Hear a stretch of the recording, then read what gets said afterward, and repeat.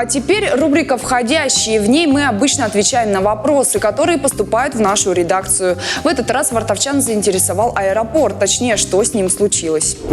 Сейчас первый терминал аэропорта капитально ремонтируют, а конкретно его фасад. Работы начали выполнять совсем недавно, так как на первом тендере еще в июне подрядчика найти не удалось.